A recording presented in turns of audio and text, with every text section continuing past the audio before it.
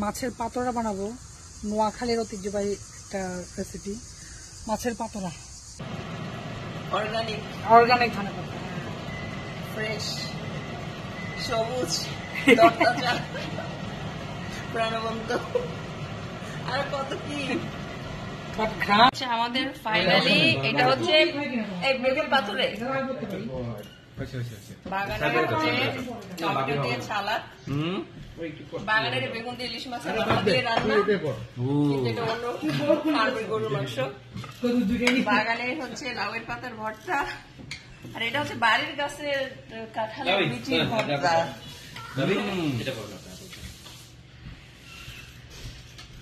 আর আমাদের এই যে খিচুড়ি ফ্যামিলি ফাইনালি ভাত নিয়ে হাজির।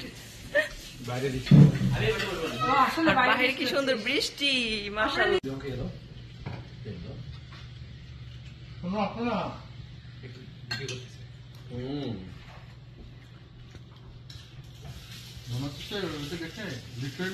আমার দেখার মধ্যে একটা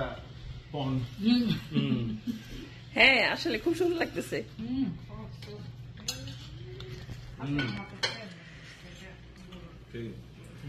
যাও খুঁজে বার করো বেগুন কোথায় আছে।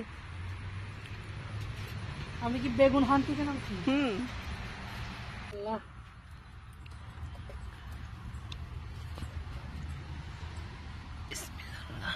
কাটে না, গাছ যেন বেশি শেখলে হয়। বেগুন হান্টিং এর কাজ। এই লম্বা বেগুনটা তুলবো নাকি?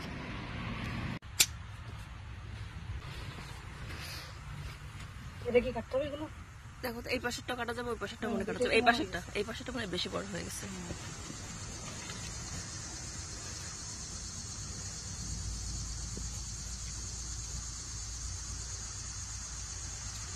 আমি কাটার শব্দটা নিতে চাচ্ছি, কাটা। মাছের পাতোড়া বানাবো। নোয়াখালীর ঐতিহ্যবাহী একটা রেসিপি, মাছের পাতোড়া। মাছের পাতোড়া। এখন আমরা গাছ থেকে সবজি, টমেটো, বেগুন, মরিচ সব নিলাম, ধনেপাতা। ওকে, লেটস গো।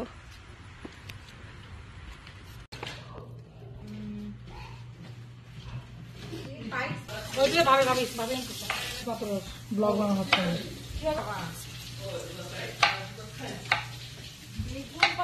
নোয়াখালীর রেসিপি বেগুন পাতোড়া বানানো হচ্ছে।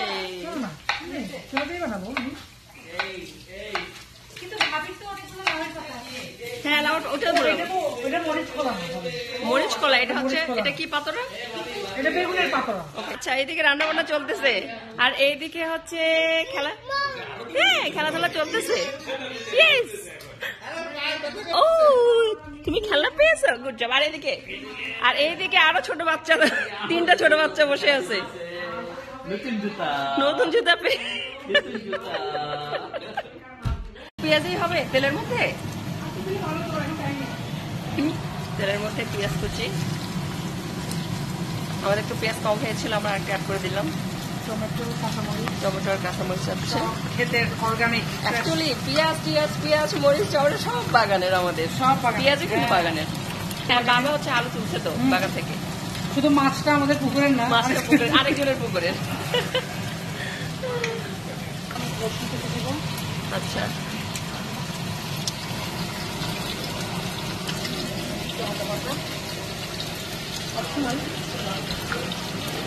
ও স্বাদ মতো লবণ, তারপরে হচ্ছে যে ধনিয়া গুঁড়া, জিরা গুঁড়া,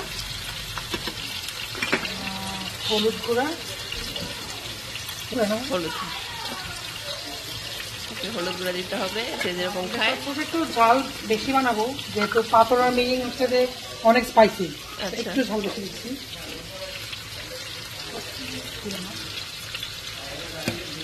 আবার একটু আমরা সটে করে দিচ্ছি। এটা কি তেলের মধ্যে কষা হবে মশলাটা, নাকি একটু পানি দিতে হবে? হালকা পানি দিতে হবে। আচ্ছা, কালারটা তো অনেক সুন্দর লাগতেছে এখনই। ও মশলাটা কষার জন্য। আচ্ছা,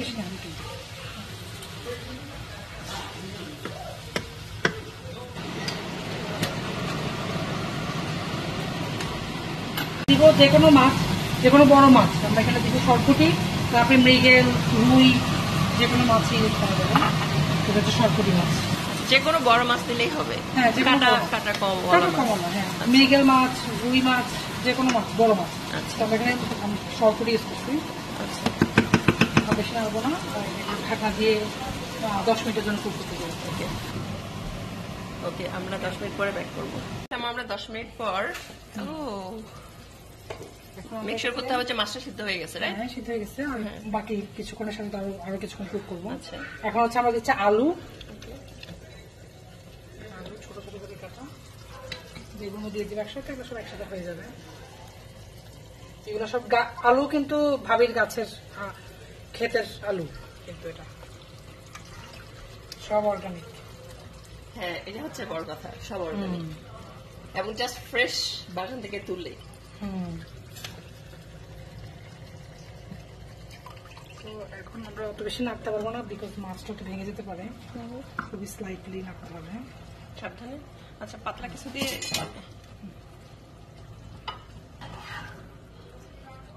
খুবই কেয়ারফুলি হচ্ছে করতে হবে। আর আঁচটা এখন একটু কমিয়ে দেওয়া হয়েছে যাতে করে পুড়ে না যায়।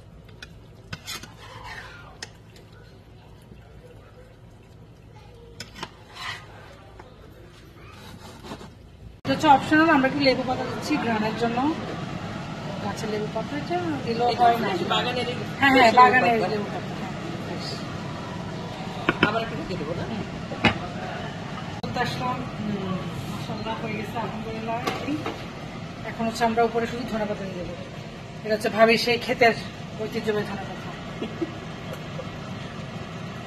অর্গানিক অর্গানিক ধনে পাতা, ফ্রেশ, সবুজ, তরতাজা, প্রাণবন্ত, আর কত কি।